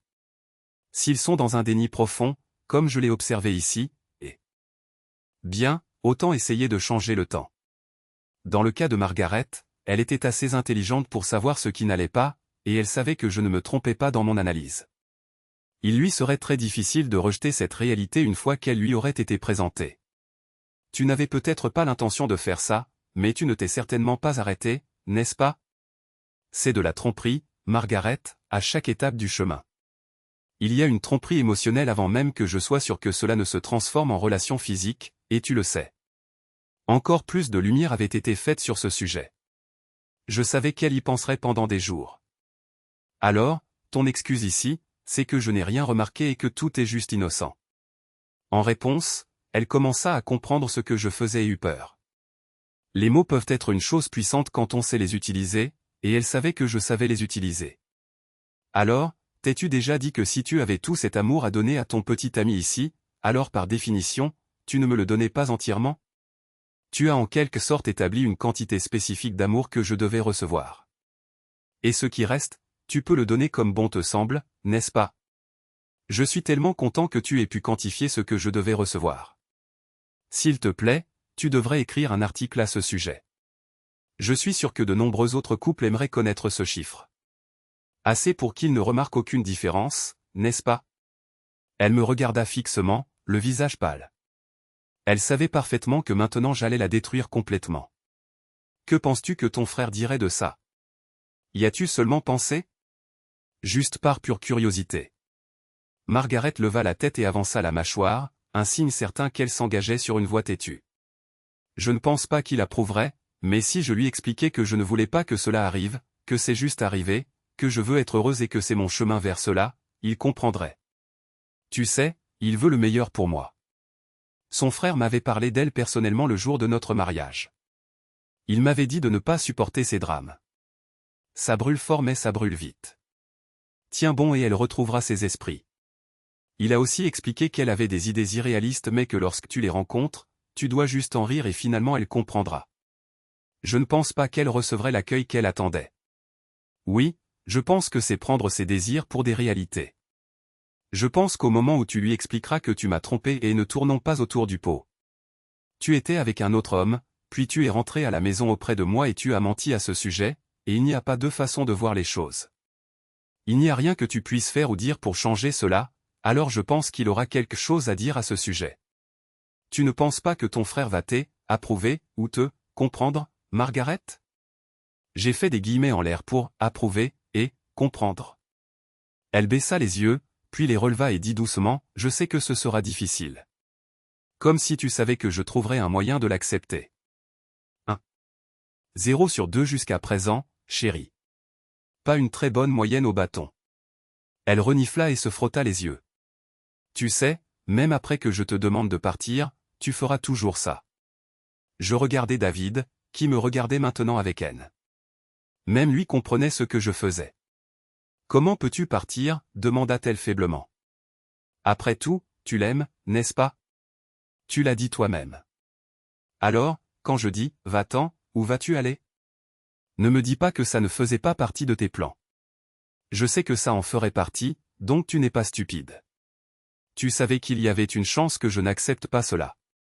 Et d'après la façon dont cela a été présenté jusqu'à présent, refuser n'était pas vraiment une option, alors tu vas partir. As-tu déjà déménagé certaines de tes affaires chez lui? Je vérifierai bien, mais je n'ai pas envie de me lever. Sa voix venait de loin. Je pensais que tu aurais peut-être besoin d'un peu de temps pour accepter la nouvelle. Elle s'interrompit, puis tenta une nouvelle approche, ignorant la question à laquelle elle ne voulait pas répondre. Je ne vais pas abandonner. Même si tu me fais partir, tu es à moi et je suis à toi. Je serai toujours là et tu le sais. Alors, ton plan était de vivre avec un homme qui a délibérément et sciemment poursuivi la femme d'un autre homme. Une personne qui ne respecte en aucune façon les relations des autres. Un homme d'un caractère si éminent qu'il s'assoit sur mon canapé, boit ma bière et revendique la femme d'un autre. C'est la personne à laquelle tu relis ton avenir émotionnel. Alors, quelles sont tes exigences de nos jours? Cela a fait mouche et je l'ai vu jeter un coup d'œil furtif à David, qui la regardait en secouant la tête et en souriant d'un air, ne l'écoute pas. Chérie, peut-être que commença-t-il. Je me suis penché en avant. Dernier avertissement, David. Dis-je aussi doucement et menaçant que possible. Ou on t'appellera David sans couilles. Compris? Il se tut. Mais tu sais ce qui me met vraiment en rogne? Tu restes là à parler de ce que tu veux, de ce dont tu as besoin, de ce qui te rendrait heureuse. Tu as pointé du doigt David. Tu restes là à hocher la tête comme une sorte de conseiller conjugal, l'encourageant à me manipuler pour que j'accepte ça, mais aucun de vous ne m'a demandé ce que je voulais. Aucun de vous ne semble se soucier de ce que cela me fait. Je me suis levé et j'ai marché jusqu'à la fenêtre, regardant le lac Michigan. L'eau était sombre, agitée. Cela correspondait à mon humeur. Tu veux savoir ce que je pense, Margaret? Je pense que c'est la chose la plus égoïste dont j'ai jamais été témoin. Tu me demandes de participer à ma propre humiliation. Tu me demandes de sourire et d'acquiescer pendant que ma femme couche avec un autre homme. Tu me demandes d'être reconnaissant du privilège de te partager. Je me suis retourné pour leur faire face. Et vous savez quoi? Je ne vais pas le faire. Le silence dans la pièce était assourdissant. Le visage de Margaret était devenu pâle et David avait l'air de vouloir être n'importe où ailleurs. Bobby, s'il te plaît, commença Margaret. Non, dis-je en la coupant. J'ai fini d'écouter. Tu as fait ton choix. Tu l'as choisi lui plutôt que moi au moment où tu as décidé de l'introduire dans notre mariage sans demander. Maintenant, tu vas vivre avec les conséquences. Je me suis dirigé vers la table basse et j'ai ramassé l'alliance de Margaret, qu'elle avait apparemment retirée et posée à un moment donné pendant cette conversation. Tu sais ce que cela représente, Margaret? Cela représente une promesse, un engagement, un lien sacré entre deux personnes qui s'aiment suffisamment pour renoncer à tous les autres. Tu te souviens de cette partie de la cérémonie? Renoncer à tous les autres. Je levai l'anneau à la lumière. Cela signifiait quelque chose pour moi. Cela signifiait tout pour moi, mais tu l'as rendu insignifiant. Tu en as fait un simple bijou bon marché. Je m'approchai d'elle et lui tendis l'anneau. Prends-le. Tu l'as bien mérité. Elle fixa l'anneau du regard, mais ne le prit pas. Je dis, prends-le. Toujours immobile, elle ne bougea pas. Bien. Je me suis dirigé vers les toilettes juste à côté de la porte d'entrée, derrière la cuisine, et j'y suis entré, laissant la porte ouverte. Revenant sur son visage bouleversé, j'ai jeté l'anneau dans les toilettes et, sans détourner le regard, j'ai tiré la chasse. Cela semble approprié. Tu as jeté notre mariage aux toilettes. Alors l'anneau peut aussi y aller. Je savais que ça faisait mal. Elle aimait cet anneau. Elle avait passé 3 mois à chercher le bon. Je n'ai pas aimé le faire, mais c'était symbolique. Et à cet instant, honnêtement, je voulais juste la blesser. Je ne me sens pas bien à ce sujet maintenant, mais je dois être honnête sur ce que je ressentais à ce moment-là. Elle a poussé un son quand je l'ai fait. Marmonnant, non, non, non, d'une voix très basse. Encore une chose, dis-je, et je frappai David en plein visage. Bobby, je ne peux pas. Oui, tu peux. Tu ne veux juste pas. Tu veux tout avoir sans payer de prix. Eh bien, la vie ne fonctionne pas comme ça. Choisis. Le silence s'étira pendant ce qui semblait être des heures, mais n'était probablement que quelques minutes. Finalement, Margaret parla, sa voix à peine plus qu'un murmure. Je ne peux pas l'abandonner. Et c'était ça. La vérité. Enfin. J'ai hoché la tête lentement. Alors c'est fini. Je me suis levé et j'ai marché vers le placard, en sortant une valise. Bobby, attends. S'il te plaît. Plus d'attente, Margaret. Tu as fait ton choix. Maintenant, vis avec. Je n'ai pas apprécié ce qui s'est passé ensuite, ma. C'était nécessaire. Et à ce moment-là, honnêtement, je voulais juste lui faire du mal. Je ne me sens pas bien à ce sujet maintenant. Mais je dois être honnête sur ce que je ressentais à ce moment-là. J'ai commencé à jeter ses vêtements dans la valise et elle a émis un son, marmonnant, non, non, non, d'une voix très douce. Encore une chose, ai-je dit, et j'ai frappé David en plein visage. Margaret l'a juste regardé, puis m'a regardé. J'ai frotté mon poing et j'ai grimacé. Maintenant, vous pouvez partir. Demain, je changerai les serrures. Attendez-vous à être assigné en justice. C'est fini entre nous. Elle le savait, et moi aussi. Elle ne pourrait plus se regarder dans le miroir sans revoir cette scène.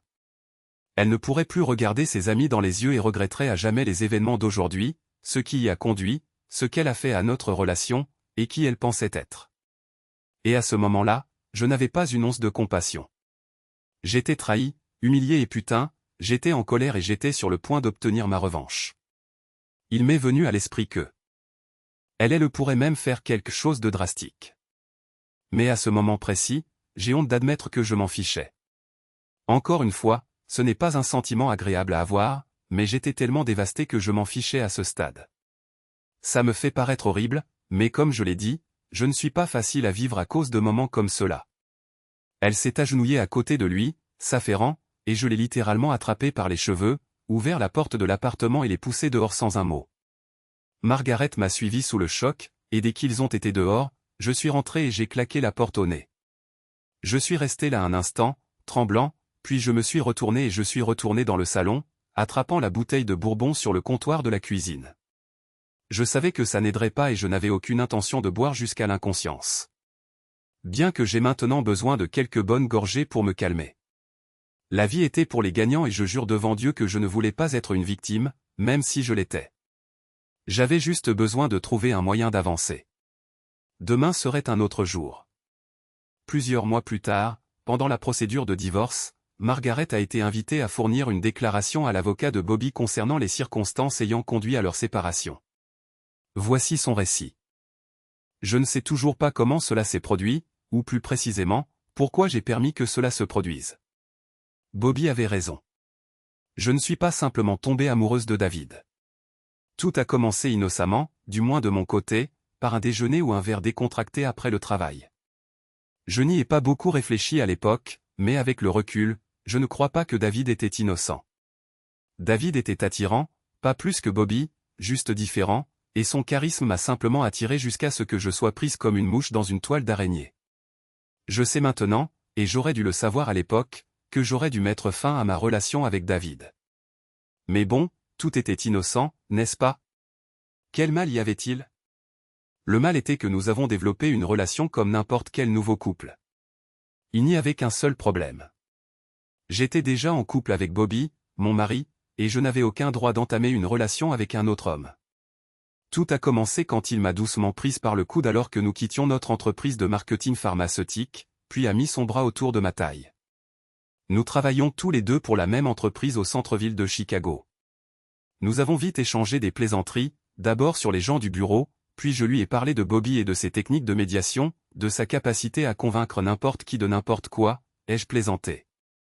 David a ri d'un air entendu et a levé les yeux au ciel avec moi quand j'ai commencé à être sarcastique à propos de Bobby.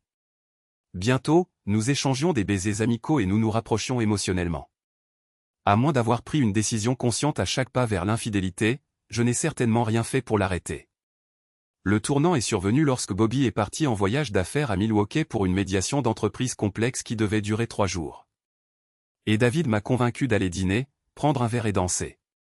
Nous étions déjà passés des baisers amicaux sur la joue à des baisers plus longs sur les lèvres.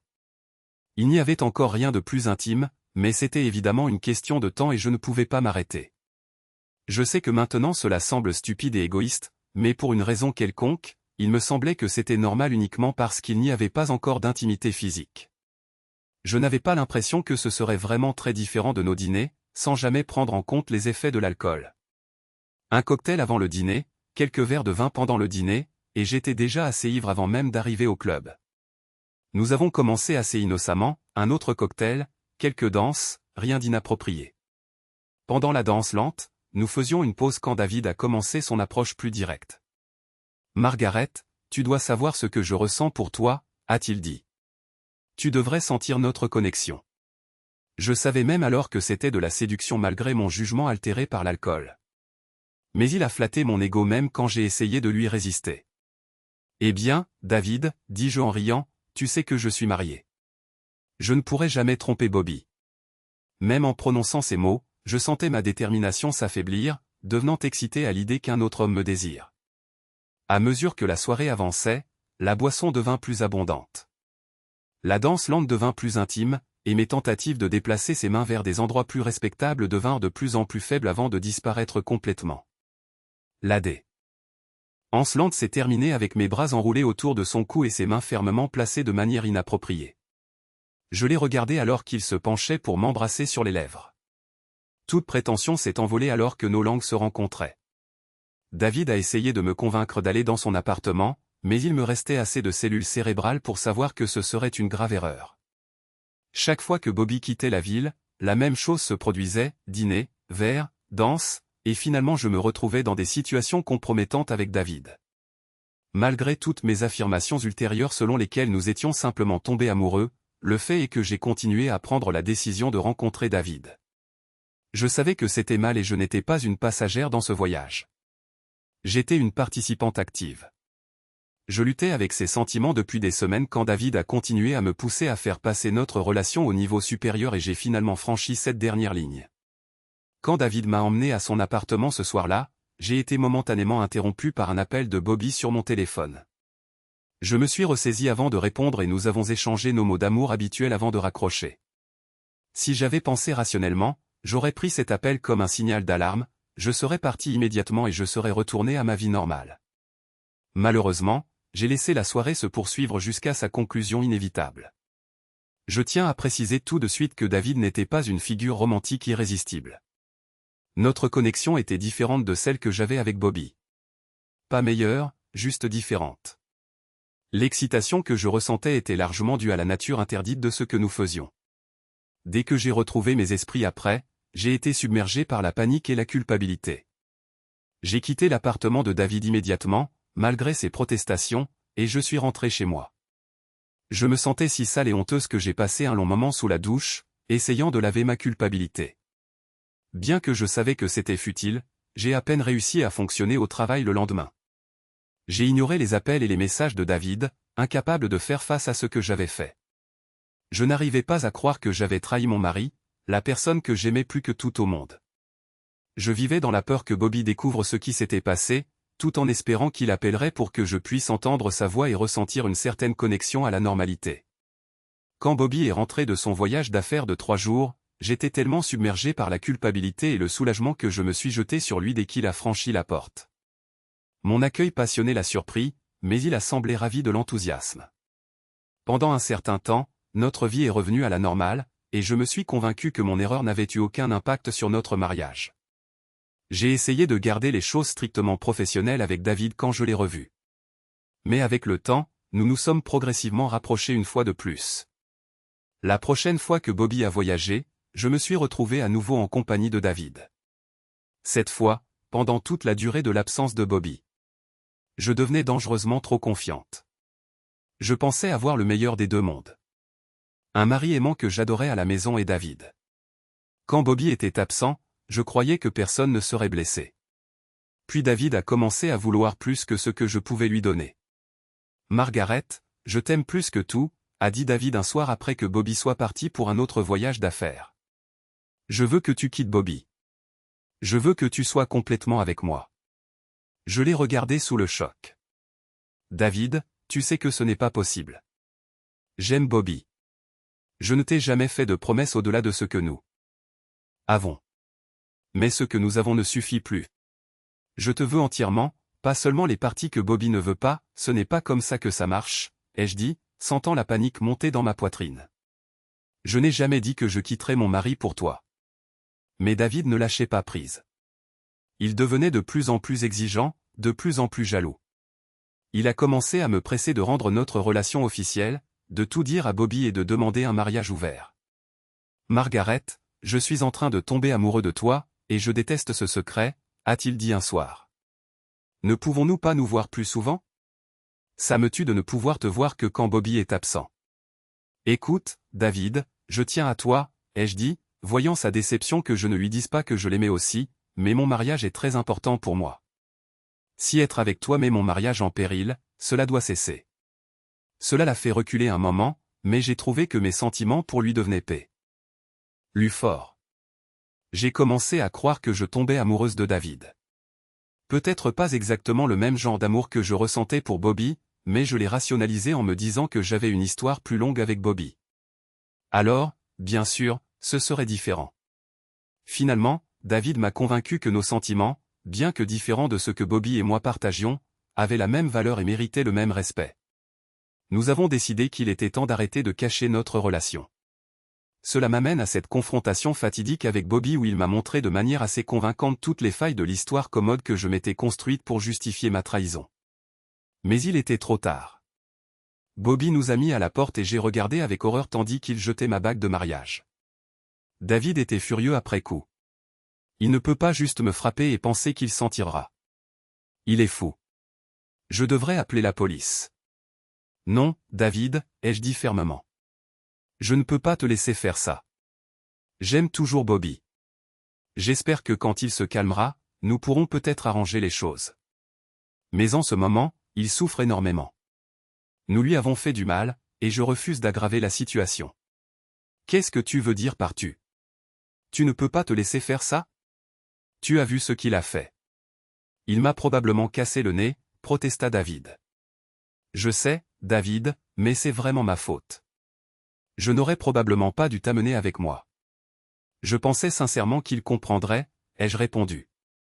Je crois que tu oublies quelque chose, dit David tristement, essayant de me consoler. Bobby a eu tort de te traiter comme ça. Il est violent. Non, David, il n'est pas violent. C'est une personne gentille et aimante qui se sent complètement trahie par moi, ai-je dit, défendant Bobby. Malgré cela, j'ai emmené David aux urgences où nous avons dit au personnel médical qu'il était tombé. Ils nous ont regardés avec une certaine suspicion, mais ils étaient trop occupés pour enquêter davantage. Une fois David soigné, je l'ai ramené chez lui et j'ai passé la nuit sur son canapé, espérant qu'à mon réveil, tout cela s'avérerait n'être qu'un terrible cauchemar. Je sais que ça semble froid, mais j'étais en fait soulagé d'avoir un peu d'espace loin de David cette nuit-là. J'ai fixé la fenêtre pendant des heures, espérant contre toute attente que je pourrais d'une manière ou d'une autre faire la paix avec Bobby sans avoir à renoncer à David. Je sais maintenant à quel point c'était irréaliste. Le lendemain matin, la réalité de ce qui s'était passé m'a frappé de plein fouet.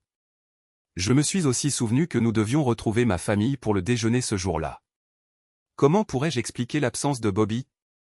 Je n'avais aucun véritable espoir qu'il se présente. Je suis allé seul chez mes parents. Ma famille a immédiatement remarqué l'absence de Bobby et mon humeur misérable. Ma mère a été la première à aborder le sujet qui fâche. Où est Bobby? Est-ce qu'il va bien? Demanda-t-elle, l'inquiétude évidente dans sa voix. Eh bien, plus ou moins, dis-je sans la regarder dans les yeux. Quel genre de réponse est-ce là? Insista-t-elle. Nous nous sommes disputés hier soir et il m'a mise dehors.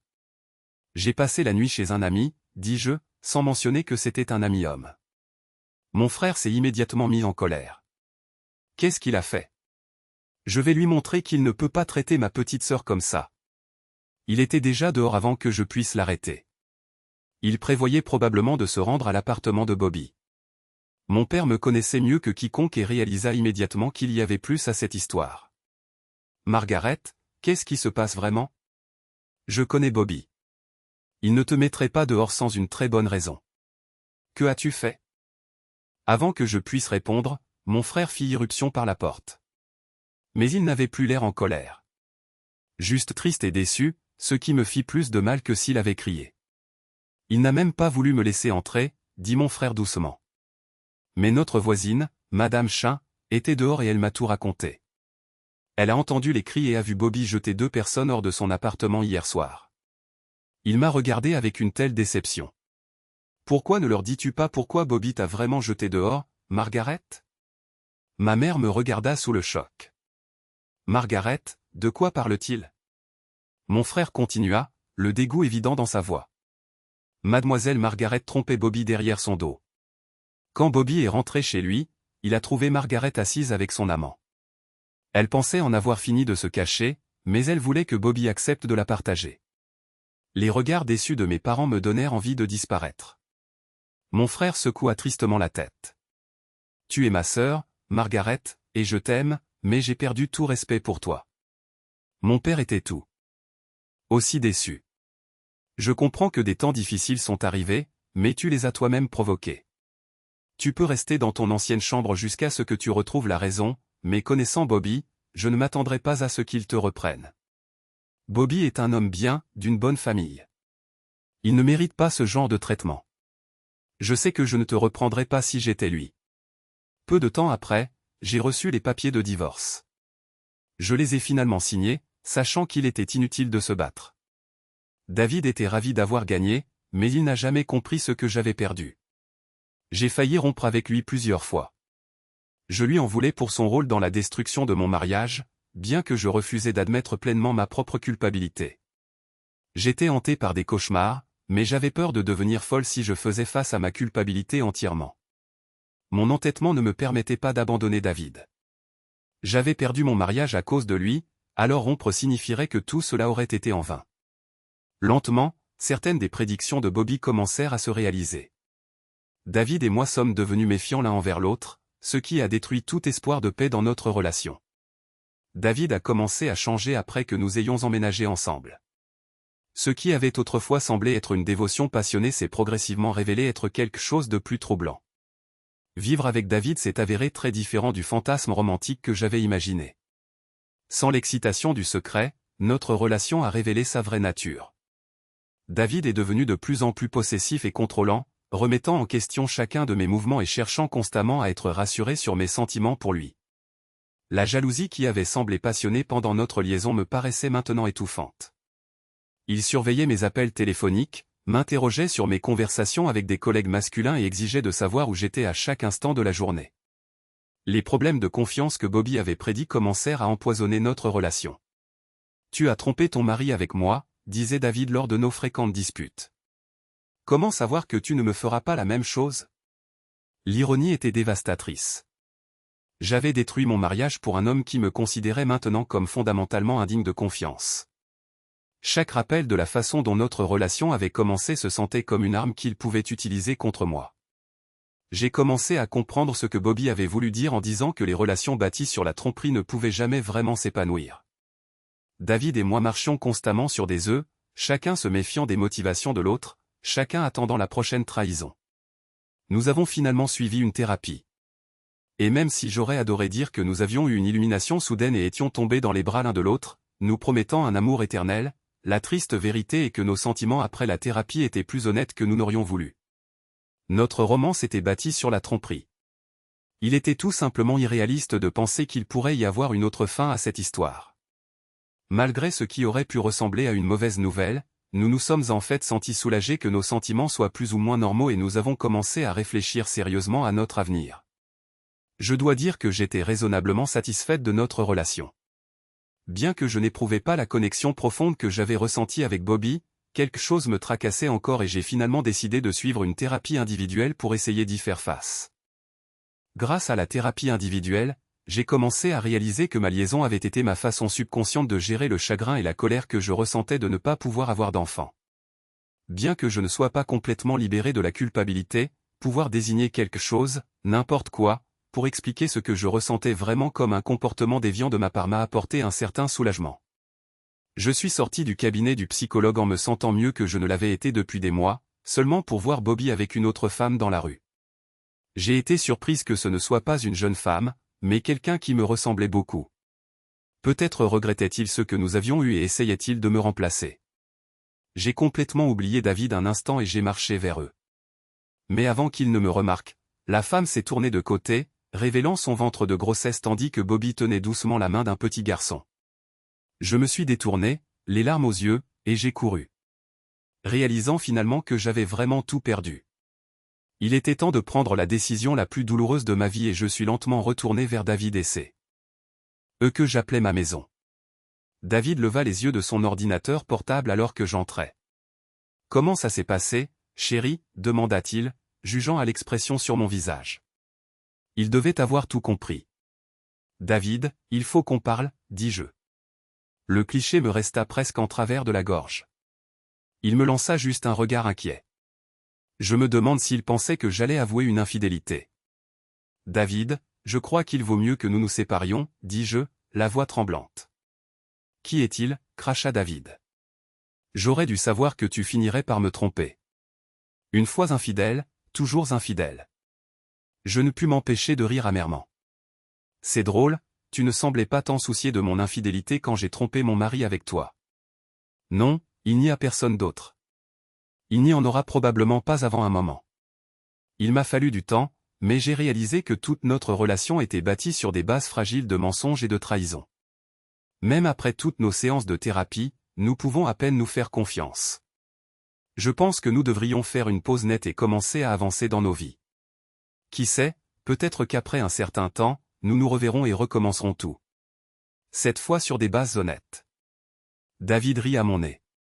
Ne te fais pas d'illusions, dit-il. Tu penses que je ne peux pas trouver d'autres femmes? Peut-être que cette fois-ci, je ne mettrai pas tous mes œufs dans le même panier.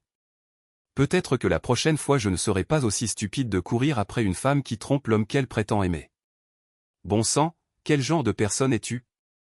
Je ne sais pas ce qui m'a fait croire que tu serais différente avec moi qu'avec Bobby. Je vais juste faire ma valise et partir d'ici. Je reviendrai plus tard pour le reste de mes affaires. Ne te cogne pas la porte en sortant, cria-t-il après moi. Je me suis retenu jusqu'à ce que je mette mon sac dans le coffre de ma voiture. Puis j'ai posé ma tête sur le volant et j'ai éclaté en sanglots. J'avais abandonné mon mariage, et maintenant je réalisais que je l'avais gâché pour rien. Je ne savais pas ce que l'avenir me réservait, mais j'étais déterminé à y faire face. Peut-être plus triste, mais certainement plus sage. Alors que je conduisais dans les rues de Chicago cette nuit-là, j'ai réalisé que Bobby avait eu raison sur tant de choses. Sur la nature de l'amour, sur l'engagement, sur les choix que nous faisons et les prix que nous payons pour eux. J'avais cru pouvoir tout avoir. Mais en essayant de m'accrocher aux deux hommes, je les avais tous deux perdus. Les lumières de la ville se brouillaient à travers mes larmes alors que je me dirigeais vers un hôtel proche, le seul endroit où je pouvais penser aller.